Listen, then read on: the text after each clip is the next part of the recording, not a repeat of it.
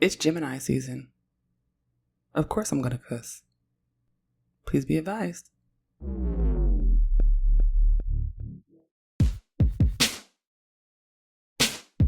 Hey y'all, I'm Jenn.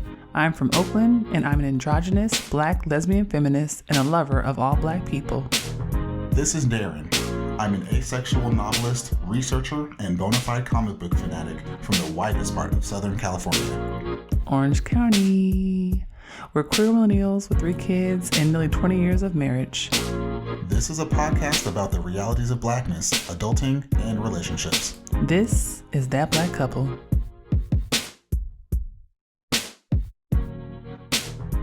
Hello. Hello. Hi. Hi. This is going to be an interesting episode. Why would you say that? Because we're going to talk shit about Disney. Oh, that's going to be fun. I'm looking forward to that. And for some reason, black people fuck with Disney. You know, people don't be knowing. But they know at least that mouse used to be characterized as a Negro. And they don't all know that. Oh.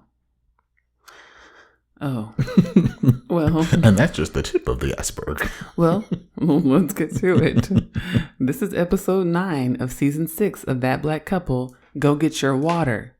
Go get your kombucha. Go get your coconut water, I guess, if you like that. Alkaline water. People like coconut water, but I'm going to be honest with you. It tastes like somebody else's spit. Yeah, I can't. Coconut water tastes to me like something that you use not to ingest. Like you use it on your skin or you use it on the surface of a table or you use it on to shine up something that is now dull. Like a product that is used to make another thing shinier. Yeah. But not for your insides. I mean, I don't like coconut oil either as a cooking agent. Yeah. But people use that too. That goes on your hair. Yeah. Put it on your skin. It goes on your skin. You know, be gleaming and glossy. Coconut water tastes like someone else's saliva. But if it works for you. But if you like it. It's very hydrating. Yeah. That part. Yep. Have a seat. This is That Black Couple. I'm Jenn. I'm Daren. And before we get started, make sure you follow us on Twitter and Instagram at That BLK Couple, on Facebook at That Black Couple, and look us up on the internets at www.thatblackcouple.com. And you can stream us everywhere podcasts are streamed. That includes Apple Podcasts, Spotify, Amazon Music, SoundCloud, good old Pandora. We everywhere. Don't call her good old, please. I mean, she been around. Don't do Pandora. Don't do that. Like, you know her, like she's your friend. Listen, we came up and a lot of stuff that was here is no longer here. And the fact that Pandora is still around, we're going to give her flowers. I want you to know, no one has emailed us and said they're using Pandora. And they probably aren't. Not a single listener. And that's fine. So we can drop it off of our list. Are you sure? Listen, if someone's listening. No. And they're like, oh, wait, Pandora? Nobody is listening to podcasts on Pandora because anybody who's on Pandora is 78,000 years old. Then why are podcasts on Pandora? Because Pandora wants to be clutch. Pandora wants to be fetch. Maybe Pandora wants to have the Riz, as the young people would say. Maybe Pandora knows something that you don't. Pandora got that L Riz. The fact that Pandora outlasted Napster and MySpace and all that stuff. Maybe Pandora knows something that you don't. MySpace still exists. Does it? And Black Planet too. Black Planet still exists. Pandora was that Skibbity Toilet? She and I Skibbity Toilet. I'm just saying. Anyway, let's go. Let's get started. Let's jump in. Okay, let's start with first things first. This episode, we're talking about Black workers and the exploitation of Disney's labor. And I want us to talk about this in particular because I don't know if people know this, but both of us used to work at Disney. Both of us, not at the same time. Not at the same time. We actually, I did it first. You did do it first. And then you did it after me. Which was wild. Like, that why I did we that. do that? But it happened. Yes. And I don't think people realize that. And we worked in different capacities. Mm-hmm. So, Daren, why don't you tell us, what did you do at Disney? Yeah, let me tell you my Disney story. Yeah. Right. So when I when I was coming out of high school, I was like, you know what? I'm one of these kids. I want to be in everything. I want to do all the internships. I want to be in all the programs. And someone notified me about this really cool program that lets you get internships in the entertainment industry. And at that time, I was like, entertainment industry, that's where it's at. I'm a write blockbuster films, and I'm a make the next Beyonce. I was like, that's where I'm gonna be. And I got this really cool internship at a record company called Hollywood Records. Mm-hmm. If you've not heard of Hollywood Records is basically a Disney-owned record company that, has a lot of big names that they can claim. Like Zendaya was on Hollywood Records. Wasn't Miley Cyrus on there? Miley Cyrus was on there. Hilary Duff. Yeah. Honestly, anyone that was like a Disney star that was making music, that was their outlet. They were like, we'll sign you. We'll get you a TV show. We'll get you a record deal. We'll synergize everything. That's the majority of what Hollywood Records was. Mm-hmm. Now, it was other stuff too. There were black artists. There were some people I was like, y'all really should have careers, and being here is not the place for you. Just ain't gonna make it. But that was my Disney experiences. I worked there, and I worked there for 3 summers. Mm-hmm. And it was great to see the entertainment industry and be a part of it and, contribute to those things. It was also terrible to be a part of the industry and see how the industry worked and see who was behind the scenes and how those things came to be. It was a really tough place to work.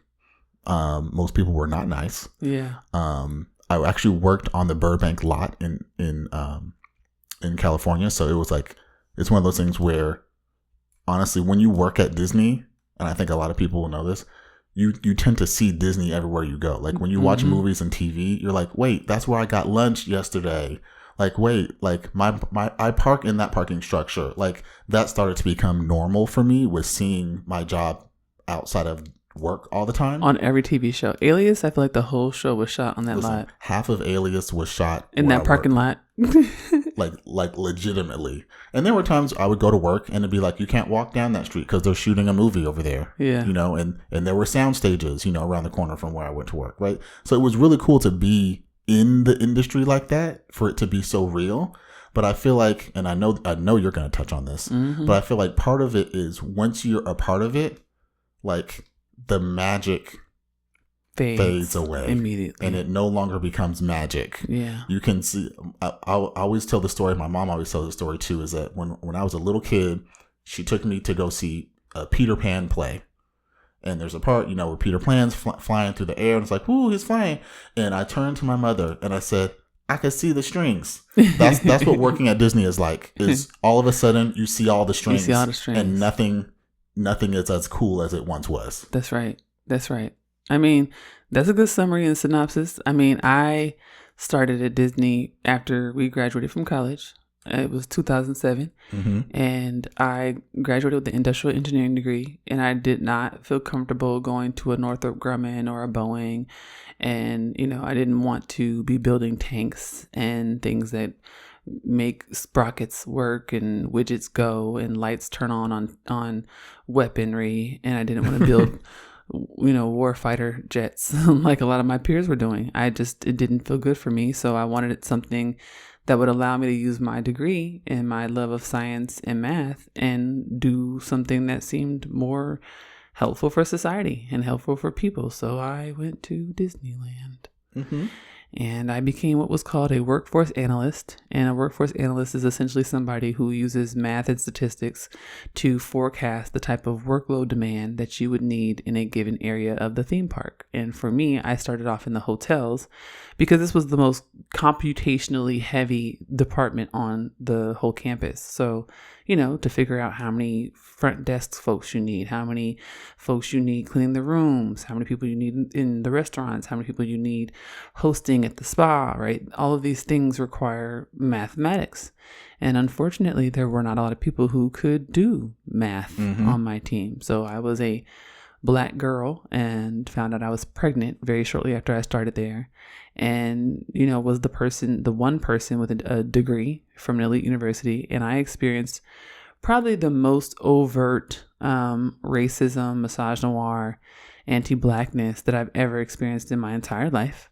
and I was frequently made an example of. At the time, I was still trying to be very respectable. I was going to church and perming my hair and didn't have tattoos and all that. And, it didn't matter. It was very much a place where it was clear that white folk could say whatever they wanted to say about me, about my marriage, about my children at work. And if I replied, then I was somehow the bad person. Like, I remember there was a time when Avatar came out and this one white woman was saying, "Oh, I hate Avatar." And I said, "Why?" She said, "The people are blue." And I said, "So?" She said, "They're blue. It reminds me." And she said it reminded her something that sounded really stupid. And I said, "I'm brown. So what do I remind you of? Poop?" And it was like a very, I remember this. It was a very nonchalant thing, but because that place was so stigmatized by race, it turned into this whole thing like, oh no, Jen's bringing up race, Jen sees color, So it was, I mean, people would watch what I was wearing because you couldn't wear braids. You couldn't wear cornrows. Yeah. You couldn't wear jean jackets to work, and I remember I started wearing a jean jacket and the teen came to me like, "I just want you to know, we're going to have to let the manager know that you're wearing a jean jacket." I was like, "What?" The amount of policing, y'all. I was like, you're gonna tell on me because I'm wearing a jean jacket? Like, this is weird. Like it was a very strange place. And so this episode is really inspired both by the fact that it's Labor History Month, and by the fact that Disney workers, we saw a video online that's now going viral, about Disney workers who work as characters who are finally unionizing. This was a big thing back when I was at Disney, 15, 16 years ago. And these characters, the conditions they face are awful. They're in these costumes that have no ventilation, that they're prone to heat stroke. The costumes hurt so bad that they're getting permanently injured. There are people who are experiencing blindness as a result of the ways that the costumes are made and the things that they require them to do. They work hours and hours and hours for these parades, and they have all these demands on them. They don't get paid well at all. And that doesn't even take into account the people and how they're treated at the parks, right? If you've ever been to a Disney park, you've seen kids, climbing on them, kicking on them, chasing them, doing all manner of terrible stuff. Like, imagine that's your everyday. Yeah. And then you're being mistreated by your employer. You're facing health concerns. You're worried about, am I going to get enough hours to actually qualify for health insurance? Like, all of these things are people's everyday. And then the thing that always gets me about working at Disney, I think we both had this experience, is Disney just has this reputation, right? And so going into that situation, you think, oh, it's Disney. Of course they're going to take care of me. Of course they're going to have nice health benefits. Of course they're going to have these things. I remember for you, when you worked at Disney, as you said, you were pregnant, you had a baby. And one of your big concerns working there is, do I have a place to pump? To pump breast milk and to store breast milk, right. when I'm at work. And you think, oh, it's Disney. Of course they have a room for pumping. They did not. It's Disney, y'all. They did not. I pumped and stored milk after I had to pump in bathrooms. And that was milk I had to throw away. You can't use that. Yep. I had to make them give me a space to pump breast milk. I was sometimes in like little nurses stations. I was in random hotel rooms. I was in, and it was just, and they couldn't figure out how to give me a consistent space to do that. And it was just like, y'all, I know that there's been pregnant people here before. You've never considered that people need to pump breast milk and store it at work? But it's Disney. And so everyone just has this belief, this false belief that of course Disney is going to have these types of values, and those values are then going to be laid out and applied to the people that work for Disney. And it's just not true. It's not true. And that's why the workers are unionizing. Absolutely. And here's the other thing, right? We're talking about characters. We're talking about people who are really, in terms of the hourly employees on that campus, they're treated the best. Right? Like, think about it that way, right? Yeah. These are people who are not allowed to gain weight or change their body at all, because if you get too big for the dresses, they take you right out of those character costumes and they make you a character host, which, if you all don't know, that's the person who walks around with the character, and they're paid significantly less. If you gain 2 pounds, they're like, you can't do this no more. Like, it affects your work status. They intentionally go and recruit people from Little Vietnam in Southern California to get them to be making a mini, because they're like, oh, Vietnamese people stay small. They literally say things like this backstage. that's like common wisdom. They're like, oh, where are we going to recruit our next Mickeys and Minnies? And they will say out loud, at least when I worked there, let's go to Little Vietnam. It's right around the corner. Wow. So, this is, and again, when I was there was a man, he was a chef on Main Street, and he worked there for, I think, 30 years. And that man had been taking so many shifts, and he worked for so long that one day he had a heart attack and died on the line. And they just covered it up in the news. They were like, we can't let this get out, because there were people, they didn't want people to know that there were so many people back there, backstage, who were taking all these additional shifts to try and pay for themselves to be able to eat. They were working, they were living at motels up and down the strip over by Disneyland. Mm-hmm. They were living hours away, and they were just doing the best they could, So when we talk about the characters unionizing, that doesn't account for the hundreds of thousands of other people who work there who do not have a union to represent them at all. And the other thing I want to bring up is, this is another thing that I think is very common from both of our experiences, is you do have this Disney magic of like, oh, it's so great. You walk through the park and you're treated so nicely and it's so clean and this happens and this and the problem is, once you work there, like they call it working backstage, once you're backstage, you realize all of the effort that goes into maintaining this false dream of this dream world that you can walk into where things are it's so bad. It's all, yeah. It's so bad. For me, obviously, I wasn't at the park, but it's still that same thing. Like, everything was in service of a fantasy. That's right. And then I remember stories from you, like, talking about being backstage and how it's dirty and there's like rats and cats everywhere. And like all the, a lot of Disneyland is old, and so it was built at a time when the standards were different. And them tunnels, listen. There's tunnels underground, like all the food is underground. And they're wet. Listen, underneath Disneyland is disgusting. I'm sorry. I will never eat at a Disneyland park ever again, because if you just think about basic architecture and rules around, like, where you think about California, right? It's an earthquake state. So where they gonna put underground. There are tunnels under there. People are, a lot of the food comes out of bags. All the pizza dough is pre-frozen made. Nothing's made fresh, right? And so when I was pregnant, I couldn't even eat on campus because everything made me throw up, because everything was fake. Everything is fake. I remember during the last times we started to go to Disneyland, you would say, here's the food we can eat, and here's the food you should never eat. Right.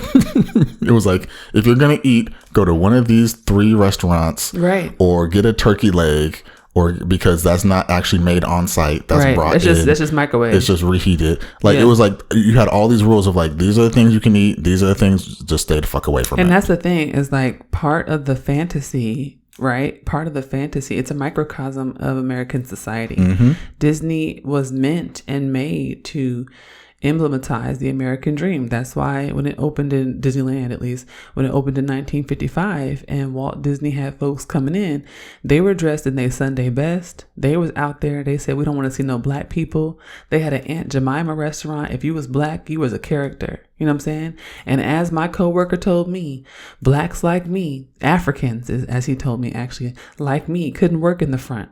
We had to work in the back. Like, that was someone who spoke to me in that way in 2008. He said, blacks, sorry, I keep saying blacks. He didn't say that. He called me an African. I'm sorry, he called me African. And I looked at him, I said, you know that I'm from Oakland. It's 6 hours north of here. I've never been to Africa. He said, Africans like you had to work in the back. And I feel like that's enough for us to understand what this episode is about. This podcast is supported by generous donations from our patrons and listeners. Become a supporter today by heading to www.patreon.com/colorcombosmedia. You can stream the show on iTunes, Spotify, Stitcher, Google Podcasts, and SoundCloud. When you listen, please consider hitting that heart button, sharing, giving us a 5-star rating, and leaving some dope comments. This helps us with our page rankings and gets more listeners for the show. Thank you so much. We are back, y'all. We are back. And I'm so excited for this episode. I don't know what it is, but I think it's because we've been holding it for so long. Yeah. Like, talking about Disney and how they just exploit people. Yeah. Is oddly bringing joy to my heart. I'm giggling. Just to share and just to know that people hear this and be clutching their pearls. Yeah. Yeah. I hope all those black people you see on social media and they got like Disney suitcases and they got like Disney ears on in their picture. And I hope they get this episode and I hope that their friends go, hey, sis, hey, you got to listen to this. Like this is the intervention episode. Yes. And just to be clear, we are talking about Disney because we share the employment history of working at that company. Disney is not unique. This is not to say that this is just a Disney thing. Disney's only unique in that they sell the culture of a mouse and a white man hanging out with a mouse to help us think about American culture. Who was also racist. Who's also overtly racist. And everyone just wants to forget that shit. That's where they're different, right? The myth and all that. That's what we're talking about is the myth and the American dream part of it. But this should also reveal that for a lot of black folk, we have to go to work in these situations, at these companies, at these institutions of higher education. Corporate America is just like this. Banking, Wall Street is just like this, right? Where we have to perform so that we can feed ourselves. We have to play into whatever the preconceived boxes of what we're supposed to be and who we are supposed to implementize and assimilate into. I think about this as like when I was in STEM, a lot of my comrades and colleagues went to Google. But Google is fucked up too. Mm-hmm. People basically live on campus at Google. That's why they got so many different places to eat and they got beds in there. Yeah, they got all these really great perks, and it's like, ooh, wait, they'll do my dry cleaning for me? Because they don't want you to go home. Well, it's because you can't leave. You can't leave. You're in there with your dog and your kids.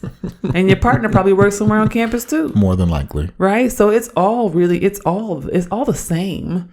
The front facing image just looks different. Yeah. And, spinning right out of that. Yeah. Let's talk about some stats. Okay. About black workers. Yeah. Because we're talking about black labor today. Black labor. It's Labor History Month. Let's do it. So, according to the Bureau of Labor Statistics from 2022, this was the most recent year available, black workers account for about 13% of all U.S. workers, right? Which is about on par with about how much we make up of the population, right? So that's pretty fair. Now, where do black people actually work? What type of professions do we have? Well, we make up really, really large shares of certain occupations. Those being postal service clerks. We are 40.4% of postal service clerks. Wow. Wow. Astonishing. Almost half. Astonishing. And you hear that stat? Now think about every time you've gone to a post office. Yeah. Did you see somebody black?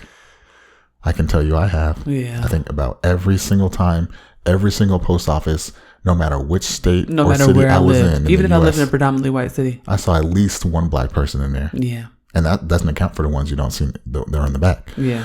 So 40% of postal service clerks, transit and inner city bus drivers, 36.6% of those. Mm-hmm. And again, these are nationwide numbers. So this includes, like the Dakotas, where there's basically virtually no black people living there, right? So that's going to drag down. All 6 of them work in these professions. And then, but also another thing I want you to think about as I'm saying these, a lot of these are service positions. Yes. Right. And so as you just noted a moment ago about how, we need to go to work to survive and to thrive and to, support our families. A lot of times the black people end up in service roles for that exact purpose. That is why 36% of nursing assistants are black. 34.5% of security guards and gambling surveillance officers are black. 32.5% of health home aides are black. That's where we end up. We end up in service. A lot of times it's because people don't want those jobs. Yeah. And so we take them to provide for ourselves. Yes. Now, on the flip side, there's also a lot of professions where we end up being underrepresented. So let's talk about this. Science, engineering, and technology occupations, STEM positions, like veterinarians, we're 2% of veterinarians, 3.6% of mechanical engineers, 6% of electrical and electronics engineers, right? So number one, we see what's happening here. Service, that's where we end up. Higher paid, more technological, STEM inclined positions. That's where we end up not being. Yeah. And that's not by accident. No. Because in a 2021 Pew Research study, they found that black adults see barriers for for working in STEM fields, including unwelcoming professional environments, the need for more mentorship and representation for young people as well, right? So you wonder, why are we not in those positions? Yeah. Well, those industries not really checking for us. No, they're not. That's why we actually see this proliferation of all these STEM programs to try to get Black people in, because the industries themselves are not really trying to get us in. Mm-hmm. And we see the disparity. And the only way that you can kind of correct the disparity is by trying to create special means and special platforms to get people the education and the access that they need to even be considered for these types of roles. Right. Now, let's talk about pay, right? Because as we said, we're doing all this, we're working to get money, right? Yeah. Well, among full-time wage and salary workers, the median weekly earnings for Black workers 16 and older is $878. That's compared with $1,059 for all U.S. workers in the same age group. Wow. So on average, if you just take everybody 16 and older and say, how much are you making on a weekly basis? Black people are making less. Wow. $200 left. That's a lot on a weekly basis. A lot. On a weekly basis? That's groceries. Yeah, that's a lot of money. Yeah. Also think about the unemployment rate. We've been talking about the unemployment rate for Black people for decades, to the point where I think a lot of people can just recite what it is. Yeah. Because it's just been so known and if we're being honest, hasn't really moved much at all. It's the highest. The unemployment rate is the highest for Black Americans, higher than any other racial or ethnic group, and it's about double what the U.S. rate is. Wow. And that's pretty consistent. If you look historically, yeah, no matter what the unemployment rate is, the Black unemployment rate tends to be about double. I don't think I've ever heard of it being not that in my lifetime. I remember there actually was a point where it was trending downward and people got really excited, and that was COVID. Oh. So it was like, yay, Black people are getting more work by putting themselves in more danger. And because a lot of us were passing away. Yeah. Gosh. It's really dark. It's really, really dark. Well, and there's a lot of reasons that we have this unemployment rate like it is. And as you might have guessed, the Brookings Institute did a study, and they found that usually the barriers to that for Black people in employment would be racial discrimination, gaps in education, gaps in skills, and work experience. Mm-hmm.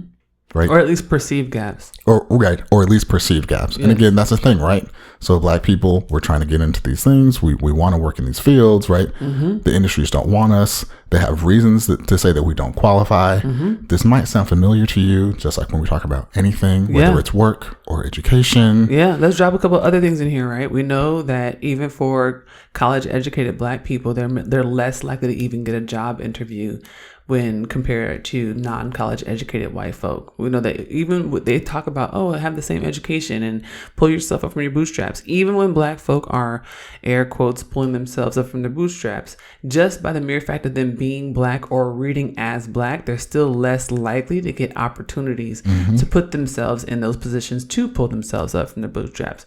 Additionally, this happens in academia. In academia, there's tons of studies that talk about the ways that young Black Americans navigate college campuses. So the same thing that you're describing about needing more mentorship and needing more support and representation is what's happening to young, poor, middle class, first gen Black folk when they get to college. They get to college, and no matter what their class background is, they could be high income, they could come from an elite high school background, and because they are Black, their peers are more likely to read them as poor and not educated enough to be in the space. And so then that builds in, their own stereotype threats, their own concerns about whether or not they belong in the space. So this is not even happening just once they get a job. This is also happening when young people are going to colleges to get the education to get the job. So by the time they get the job, they've already dealt with this for 4 years in post-secondary school. And this is, this, I always keep telling our kids this. The same people you're in school with now, the same people that are mistreating you, that are racist, that you think are not that smart, but somehow they have access and power and all those things, those people get older and they don't change. So we see that happens in schools. Then it happens when you're going to higher education. Then it happens when you go to work, right? There's all these hiring practices that that are racist and prejudicial. And then what happens when you get the job? That same stuff is still present. Right. Black workers are the most likely to say that they've experienced discrimination at work because of their race or ethnicity. And this came from a February 2023 study of U.S. workers.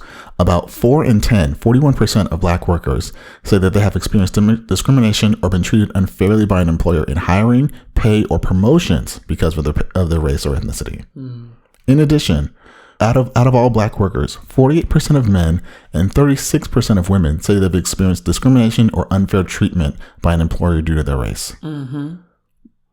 Which I found that shocking. Yeah. That more Black men are experiencing it than Black women. Yeah. I found that a little bit tricky.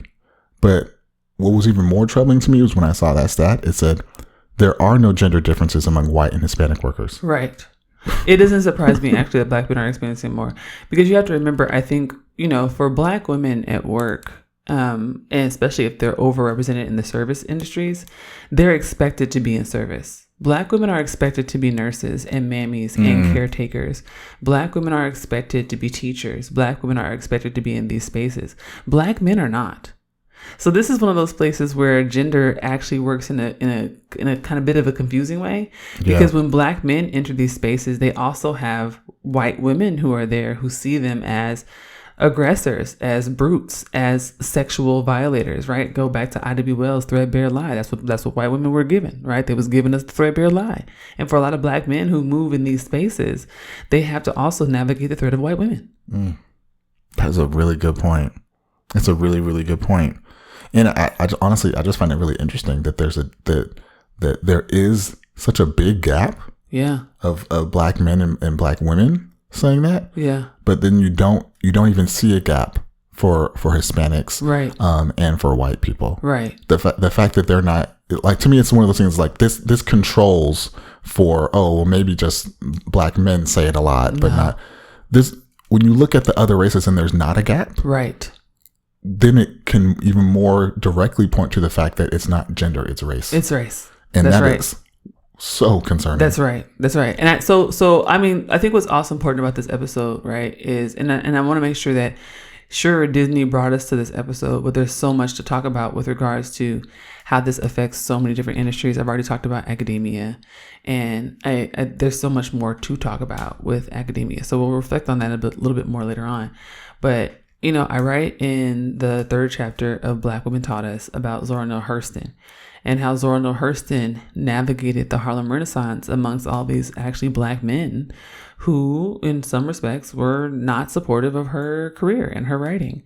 And that resulted in her living in a financially destitute and uncertain way throughout her life. She died of malnutrition because she didn't have the financial support of her comrades and colleagues throughout her life. This is Zora Neale Hurston.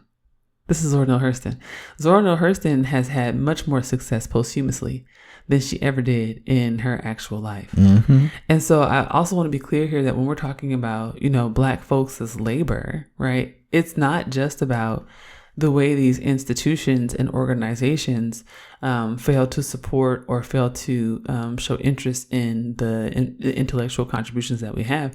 It also has to do with the fact that we be participating and we be complicit too, right? Yeah. Like I said, I write about this in the book about when I was at Disney, and the way that they lure you with these fringe benefits of like, oh, you get to say that you work at Disney and you get to get into the park for free and you get to eat at all these nice restaurants. And that was, for me at 20 something years old, that was really alluring.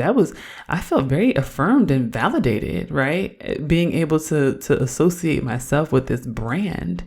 And I think for a lot of us, unfortunately, that is kind of what draws us in to these organizations, these institutions, and these businesses that really don't have our backs and are really not looking out for us, mm-hmm. and don't care whether or not we survive.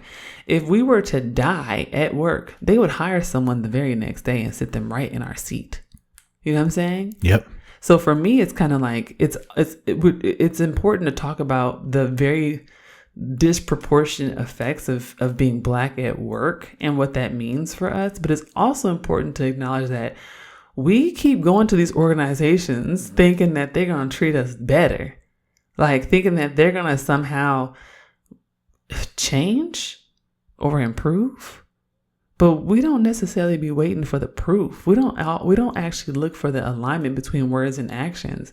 And folks are so concerned about respectability and about, their money that a lot of times they don't care about their principles. It's true. I mean, and that was part of the reason I worked at Disney, right? It felt really good to be able to say, oh, I work at a record label in Burbank, and I drive onto the lot, and it felt good to be associated with something that other people could recognize and give that kind of status symbol kind of treatment, right? Yeah. It feels good. It feels good to get paid, right? Yeah. These are things that we need. These are things that we want and that we desire. I just always feel like there has to be a breaking point. Yeah. Where it's like, how much are you willing to give up in sacrifice of yourself and of others in service of those things? Right. And there really does have to be a point where too much is too much. Yeah. And I know working for you, I know for you working at Disney, you got to a point where it was just like, I just don't want to go to work anymore. Yeah. I don't want to go to work and basically help figure out how Disney can pay these people the least amount possible and give them the least amount of health benefits while still being able to service all these people that travel here from around the world every day. Yeah. Like that's a really dark job. Yeah. That's a really dark task that they created. Yeah. And again, you worked in hotels. You also worked in food and beverage. Yeah. But just think about that, right? You were doing that there, which means that same role is there for everything in Disney. That's right. There's someone everywhere at every level of Disney trying to figure out, how can I not give someone health benefits? Yes. What can I do to not give them benefits but still meet the needs that the company has? How can I keep them from qualifying for a lunch during their shift? Yeah. Like that was the thing that we would sometimes do. We had this scheduling software and we would move the labor around to try and fit as many people in as possible in 4-hour shifts because they wouldn't qualify for a 30-minute lunch break. And we would do that instead of bringing people who had, qualified for full time, because if we brought in full time folk, we had to pay them more and we had to pay them health benefits. So instead, you just exploit all the part time people who don't get to have breaks and just stack them for the entire week. And then don't let them take an overtime shift. We're going to have a whole shift of 4-hour people. And when I realized that that's what they were doing, I was like, did you just build this whole schedule so that these people wouldn't have food? Mm-hmm. So that they wouldn't have time to eat? And they're like, yeah, this is how we do it. And I was mortified. This has happened multiple times in jobs that I'm in where I'm just assuming that people are being ethical and they're not, because these organizations are not inherently ethical. And I get it. It's capitalism, right? It's companies. You're trying to figure out, the bottom line and all that stuff. But again, this is Disney. You're making gazillions and gazillions and gazillions of dollars. Jennifer Garner came to the park like once a week with her kids. Back then, Kobe Bryant and his wife were coming to the park all the time. Britney Spears was there all the time. I'll never forget when we were walking through and we saw J-Lo with her kids. And I was like, Mark Anthony. That's J-Lo. So, hey, J-Lo. I'm like, dang, she's smaller in person.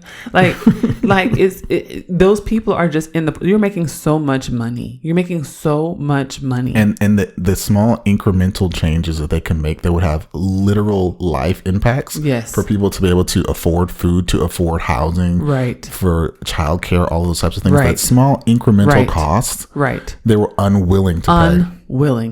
Unwilling. And that's why we're talking about this. That's why we're talking about labor and how people get taken advantage of, and especially Black people. Because as we're talking about this, remember, when we're talking about Disney, we're talking about people in general. Yeah. But as the stats that I just pointed out, usually in most cases, the Black people are going to be on the worst end of the stick of all of these things. That's right. They're going to have it worse off than everybody else.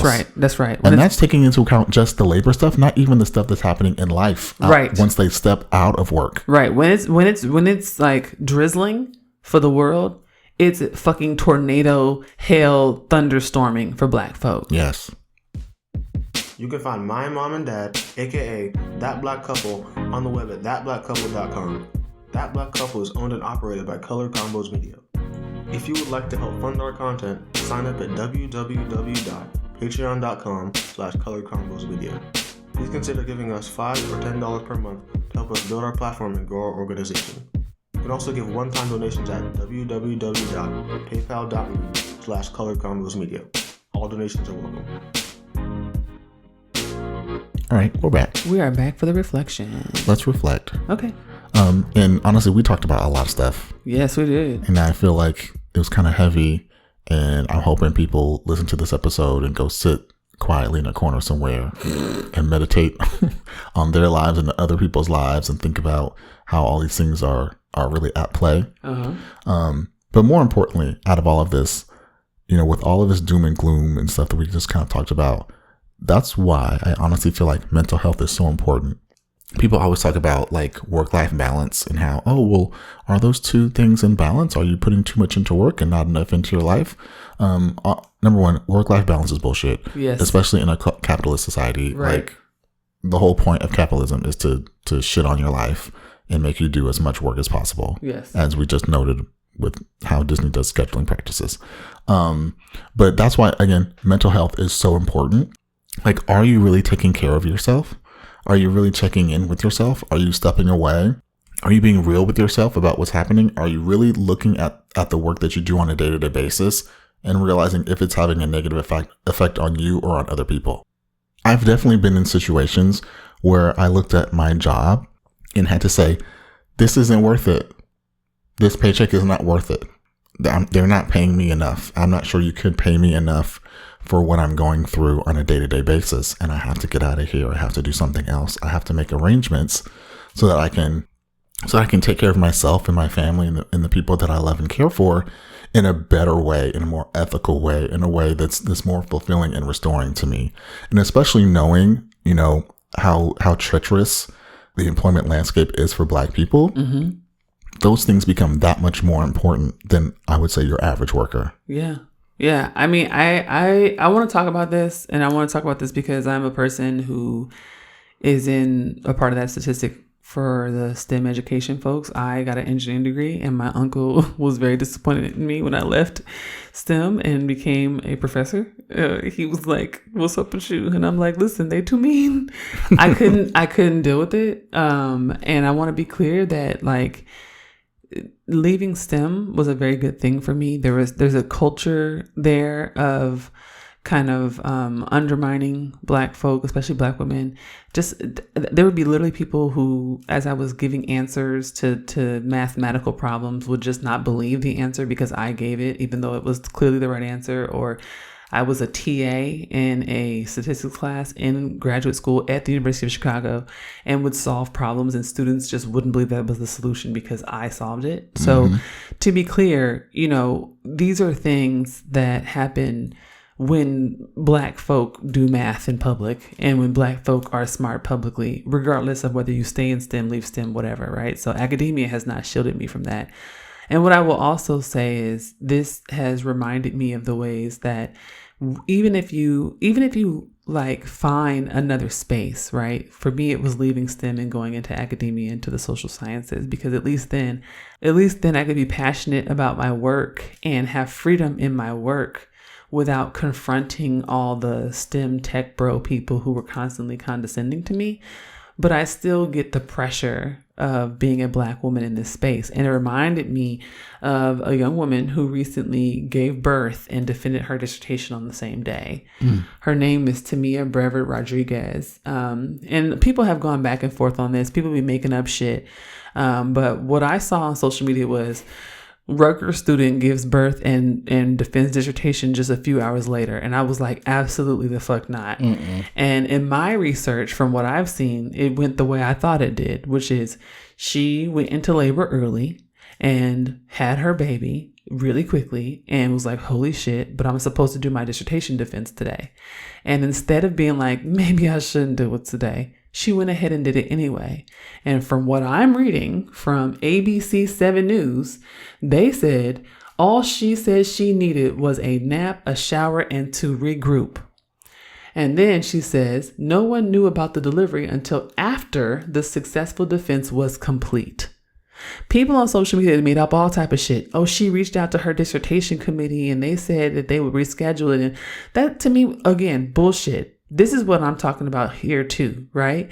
This is evidence of the way that our labor, the conditions around our labor put pressure on us to perform in ways that don't even make sense. Mm-hmm. If you go into early labor, you should be in the hospital healing from going into early labor. She went into labor in her house and almost had a baby in a car. Okay? I am not defending a dissertation on that same day.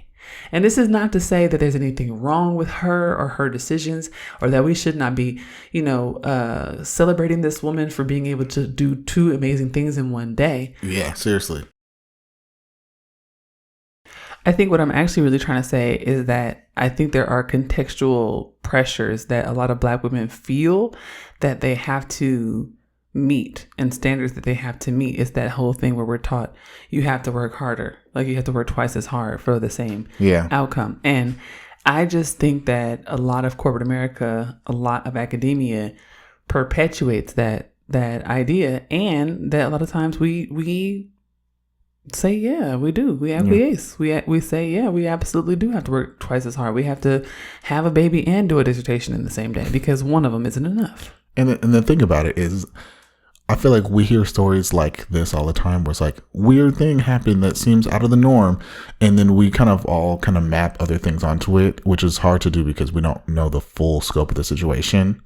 What I will say in this case, though, at being at risk of doing the exact same thing, is I question why she felt like that was something she had to do. Right. I question why she didn't feel like she was at a school in a department with faculty who were supportive enough that would be able to say, "Ooh, you went into labor early and had your baby today? We can reschedule." Right. These are the questions that come to mind for me. The fact that there wasn't like a, "Hey, can we do this another time?" or "I'm not up to it," or like, did she feel like I've got to be that Black woman that can do everything? Like, does she feel like I have to be every woman in this moment? Or was it really her just really wanting to get it? Like, I really have a lot of questions around something like this. Yeah. And if I'm being really, really honest, I don't feel like any of the answers that I would think I would get to those questions would be like, "Oh, it was fine." Same. Oh, it's same. She was feeling empowered. Right. She was so refreshed and energized from one nap after giving birth to a child that she was even more clear-headed than usual. Like a baby that was born actually early because she was only 8 months pregnant. Right. Emotionally, she was in a great place. Right. I just don't. Right. And people have said to me, "Oh, this is her choice. Let's not take away her choice." And that, it's easier to defend a dissertation when you're in the hospital in those first days because you have support as opposed to going home and having leaky breasts. And listen, you can come up with every scenario you want to. I've had 3 children. I've done all of it. I get it. All I'm saying is that there would have been many, many ways for this to happen in a world where we didn't feel pressure to have to do the work and have the children and do all the labor and this and that and this. There would be lots of options, like a recorded defense or perhaps no defense at all, because a lot of programs don't even require an oral defense. At that point, that means that her dissertation was already done. Mm-hmm. She was already practicing. She had everything prepared. There's a lot of ways that we can say, actually, you know what? That's not necessary. You just gave birth to a baby. Right? So all I'm trying to say is like, what are the limits? What are the limits? If we have people giving birth and defending dissertations on the same day, then it's like that man that we talk about at Disney who passed away because he took an extra shift. That's the same thing. It's the same thing. It's the same thing. It's like your body actually needs rest. You don't need just a nap after giving birth to a child. You can't just take 2 consecutive 10-hour shifts and just go back to work because you may have a heart attack. Like, these are the things that just because we survived them doesn't mean we should have done them. And one last thing I want to say on this as well, because you said like, "Oh, we don't want to take away her choice." And that's true. This is an individual person who I'm assuming had some type of agency, made some type of choices and decisions. We don't know kind of, again, what the background of that is, what the feeling is, or all of that. But, there's some level of having choice in this situation. But I think what's most important in these types of situations, especially when we talk to them and point out, things that we think are problematic or otherwise, is that we're not speaking about this one situation. Right. We're not saying she should have done blank and blank and blank. Right. What we're doing is saying she's an example of the systematic things that we are seeing show up in other places. That's and right. it leads to this type of behavior. That's right. That might not have been fully the case this one time. Right. But as we've said numerous times, we continue to see situations like this, right? You talk about that man that died at Disneyland, right? He had a choice, right? Sure. Oh, he maybe thought, oh yeah, I really need to make some more money, so let's take another shift, right? He made a choice. Yeah, sure. Right? Sure. But what we're talking about is the systematic setup here, right? Right. Why did he make that choice? Why did he have to make that choice? Right. Was it that he wasn't getting paid enough? Right. Was it that he didn't have other options? Was it that he hadn't been promoted? Was there racial inequality? There's so many other things that come into play. And that's why when we see these situations, they're a great jumping off point to point out the systematic issues that need to be addressed. Absolutely. As always, if you have questions, comments, or concerns, or you just want to tell us how great we are, email us at thatblkcouple@gmail.com. Bye.